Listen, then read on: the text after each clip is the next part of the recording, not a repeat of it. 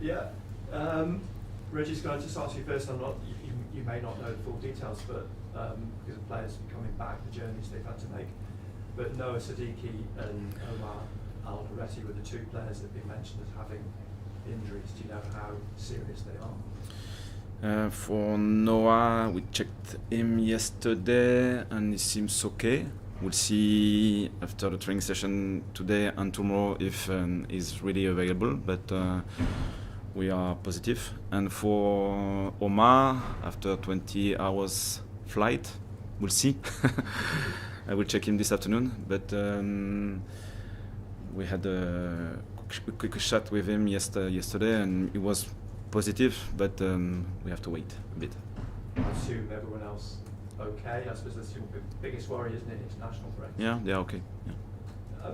What's your thoughts on someone like Trey Hume having played two very intense games in Northern Ireland and now facing the weekend? Is that a worry for you, the amount of football they're playing away?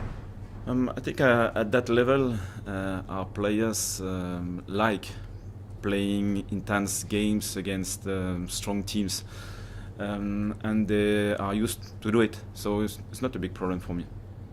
Dan Ballard's coming sort of very much into people's minds at the moment because of the performance he's putting in, not only for Sunderland but for Northern Ireland. Is he someone in the ideal world you'd love to be able to include him week in, week out in your starting 11? Yes, he's really close to the squad. Started the season, after that got an injury, another player came in, played well, which is positive for us, for the squad, and for him as well, because the competition is needed at that level to push the players, and the dynamic is positive, because he plays at a high level, he's ready to play, so for the manager I think it's positive. And I think fans are very mindful that he's not only a great defender, he's actually a threat up front in some pieces. Absolutely. Talking of recruitment as well, bringing players like that in. Stuart Harvey left last week. He's left quite a legacy in the time that he was here. What's the thinking about his departure and the way forward now in that respect? It's part of the evolution and the journey of the club and his journey as well, and I think it was really important for the club. Even last season we worked together, and I think the output was really positive. After that, the structure and organization evolves, and you need to accept some different journeys. And is the idea to bring in another head of recruitment, or is the way that the club's now set up with Florent coming in, is there a change in the structure? Yeah, I think the organization is evolving with new ideas.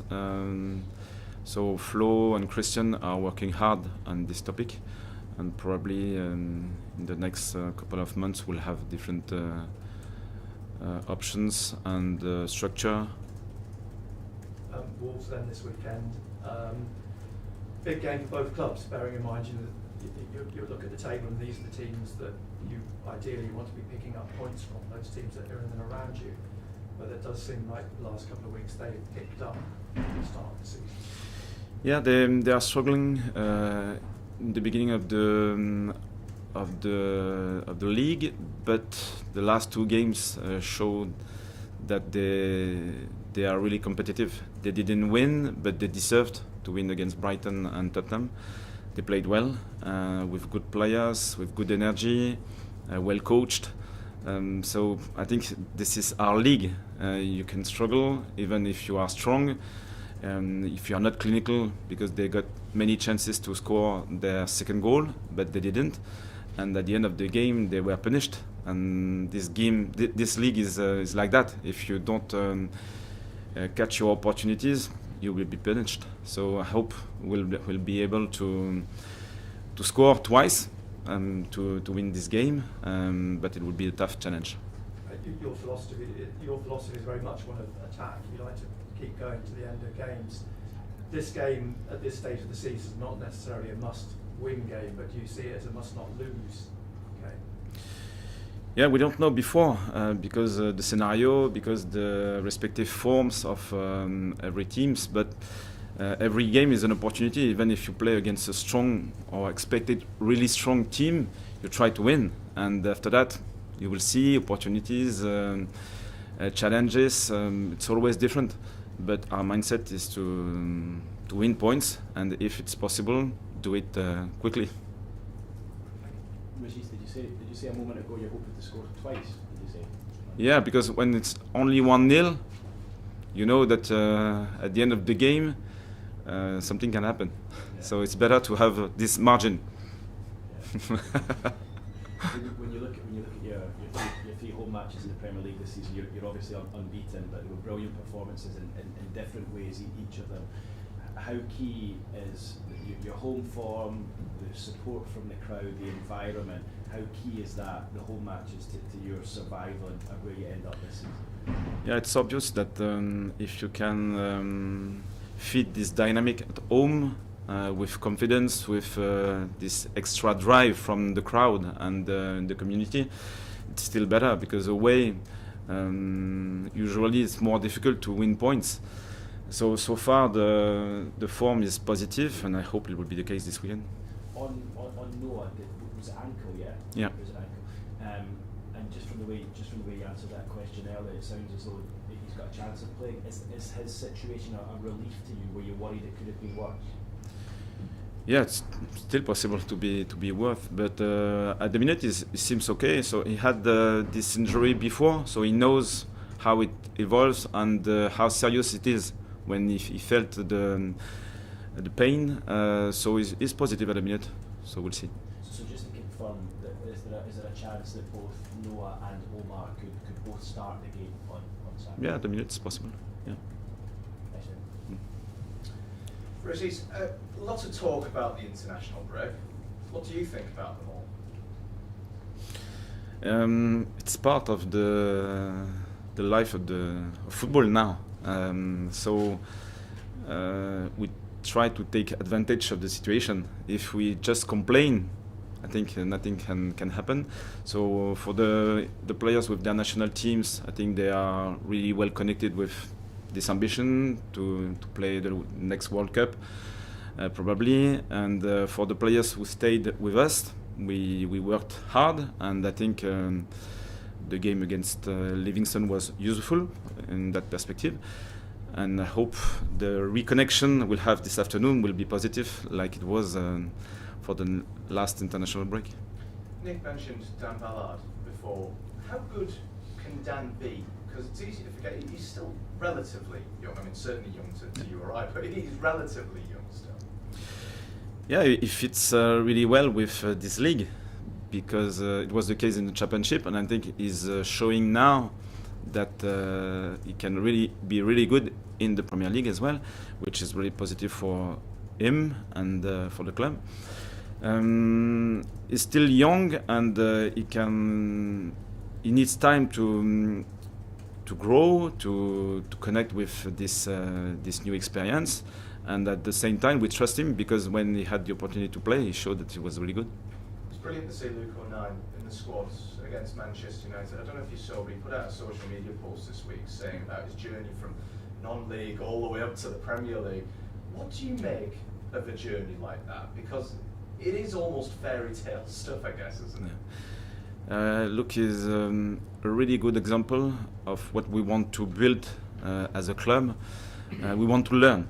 So you have your own skills, your own journey, your own background, but his mentality is absolutely fantastic. So he wants to learn every day. He wants to connect with his teammates. He knows that he needs a strong collective to be a good player, and he shows every day this willingness to learn. So I think it's a really good example for us.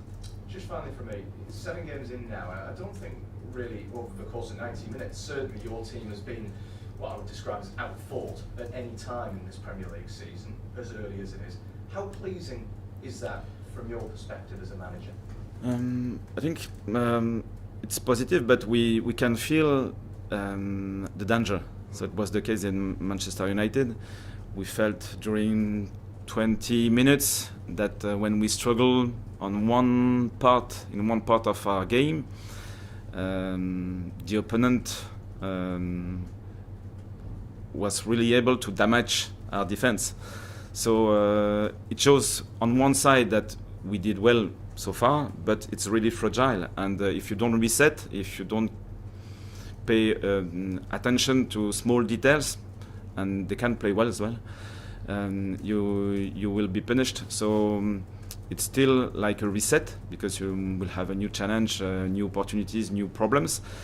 And so we are on the edge, like every team, I think, in this league, but happy to be competitive. Hi, Régis. You're talking about the Man U game there, and I know you spoke after the game about having to make the tactical change, and I just wondered, because you love tactics, you love talking to us about it. How are you finding the fluidity of it within games in the Premier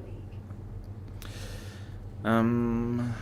It's still a new experience, I think, because we don't live the same situation twice. It's always different. And here, this year, we have a young squad with 14 new signings.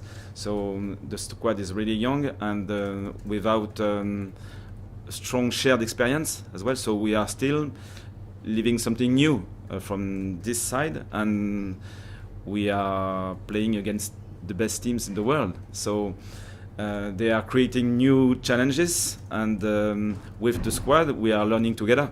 So probably we struggle, and it was useful. It was negative because we lost for sure, but at the same time it's part of our learning process. So we have to accept that we'll learn through positive results, but we have to learn through negative results as well. And this experience was, I think, useful for our learning process. And against Wolves, you haven't managed that win yet, and you talked about, they probably deserved it in the last couple of games. But do you think that makes them more dangerous? Because they'll be hungry and they'll be desperate to finally get a win. Yeah, absolutely. So I don't think we can feel complacency through the squad right now. It's not possible, and I think we respect the league. Is it a team in the top of the table or in the bottom of the table? It's still a good challenge, a strong challenge. So probably we can expect something different, because they can have a lack of confidence, but at the same time they can have more power, more energy, more desire to win. So it's always the case. So for us, the main point is to respect the opponent, the league, and to be at 100%. Régis, is this like one of the key differences between the Championship and the Premier League? If you played the team at the bottom of the Championship, they would probably be a team that has some issues and some problems, whereas the team at the bottom of the Premier League is probably going to be a good team. Yeah, I don't remember that it was easy last season. Never. So it was always like that. I think maybe it's the mindset of English teams. They believe that they can win against every opponent, and it was already the case last season. So now with more quality, it's obvious that it will be tough. Yeah. With the international breaks, and there's obviously still another one to come, it feels a little bit stop-start, but Yeah. because you started so well, do you just go have the same mindset that you've had all season after these breaks? Yeah, I think so, and I think we have to stay really consistent through positive or negative results, because we are a young squad, and we'll face tough challenges. I hope we won't lose too many games with 3, 4, 5 goals, because it's possible in that league, and we have to accept that challenge. So ups and downs are part of the process, and resilience, consistency is absolutely needed, because otherwise the mood, etc., can influence your output, and we have to stay really consistent and accept the challenges. Régis, how important is versatility for you when players come into the side? Do they always need to be able to adapt to any position, play any role, and fill in when they need to?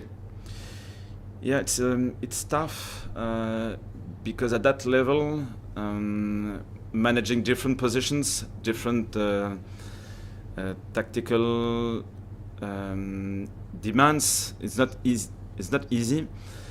So we have probably 3, 4, 5 players able to do that, and we have players who are really strong in their position, which is positive as well.